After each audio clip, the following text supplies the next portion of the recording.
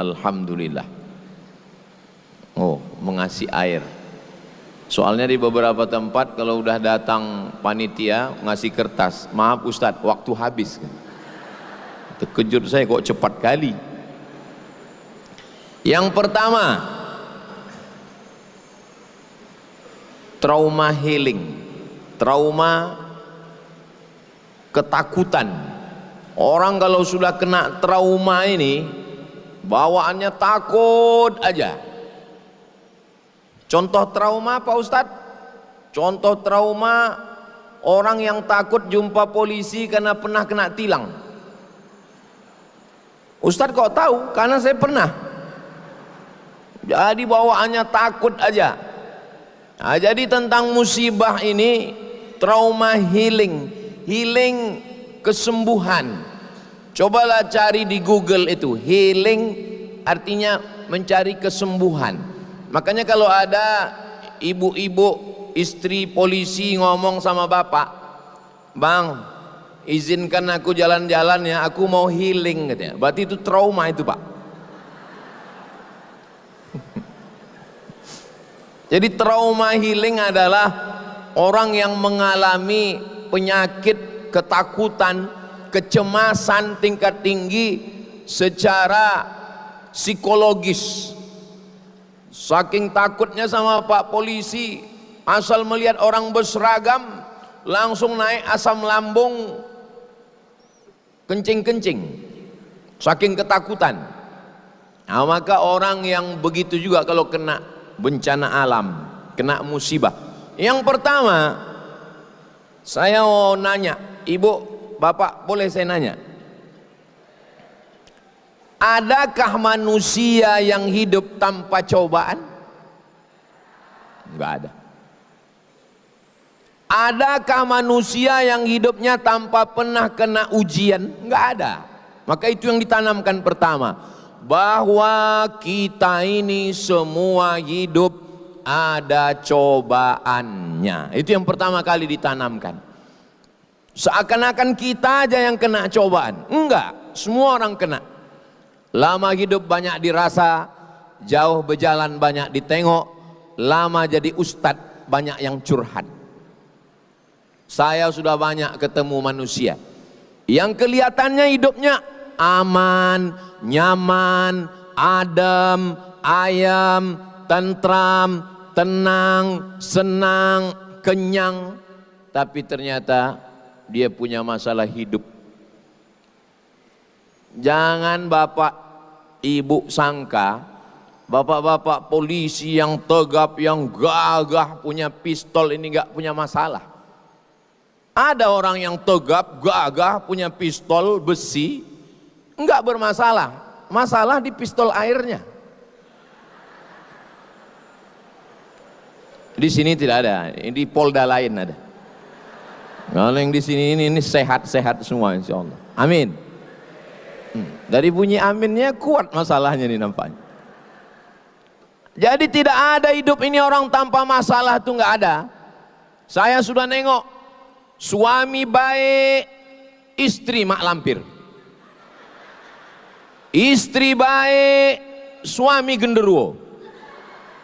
Suami baik, istri baik, mertua sundel bolong. Istri baik, suami baik, mertua baik, tetangga suster ngesot. Istri baik, suami baik, mertua baik, tetangga baik, anak tuyul. Jadi tidak ada hidup ini yang lepas dari cobaan. Nabi Musa alaihissalam, ujiannya punya ayah, bukan penyembah berhala, pencipta berhala. Berhala-berhala itu yang buatnya ayah Nabi Musa. Namanya Azar namanya. Bayangkan itu ujian Nabi Musa. Nabi Ibrahim berhadapan dengan Namrus, dibakar dengan api. Menikah, enggak punya anak. Berdoa 86 tahun baru punya anak. Punya anak disuruh sembelih. Nabi Isa alaihissalam berhadapan dengan Titus namanya, penguasa Romawi. Dikejar-kejar, mau disembelih, mau digantung, mau dipasang di tiang salib oleh Titus, raja Romawi. Nabi Muhammad SAW, oh, ujian hidupnya luar biasa. Ustadz Somad kan nggak ada ujian hidupnya. Tengok sendirilah caci maki orang di YouTube itu. YouTube, Instagram, Facebook, TikTok, macam-macam caci maki orang ke saya di medsos itu. Ibu, bapak tengoklah. Tapi insya Allah selesai ceramah di Polda Aceh ini agak berkurang nanti itu, insya Allah. Nanti saya posting. Kalian yang berani ngejek, ejek lah, gue bilang. Aku tangkap kalian nanti. Bapak Ibu yang dimuliakan Allah Subhanahu wa Ta'ala.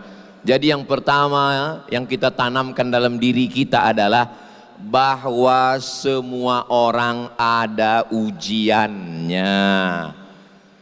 Menjadi istri berat. Yang paling berat lagi adalah menjadi istri polisi. Betul tak, Bu? Betul kata mereka. Kalau menjadi istri orang biasa, suaminya berangkat pagi jam 8, pulang jam 4 sore.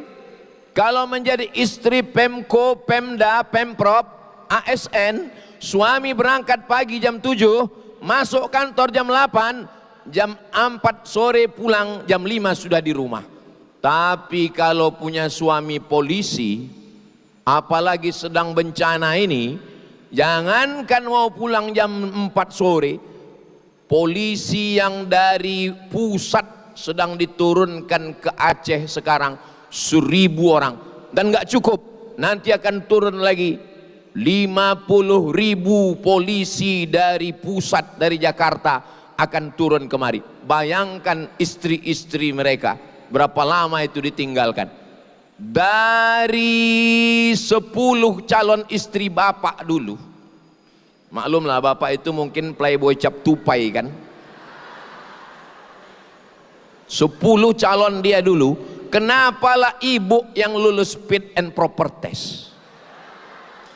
Kenapa? Padahal calon-calon dia dulu dari mulai TK sudah punya calon. Di SD 6 calonnya SD, kelas 1 lain, kelas 2 lain. Di SMP calon dia. Apalagi setelah dia lulus jadi polisi, punya seragam. Semua tetangga menawarkan jadi istri polisi. Tapi kenapa ibu yang lulus? Ibu tinggal bilang ke mereka, jadi polisi ini berat, biar aku aja.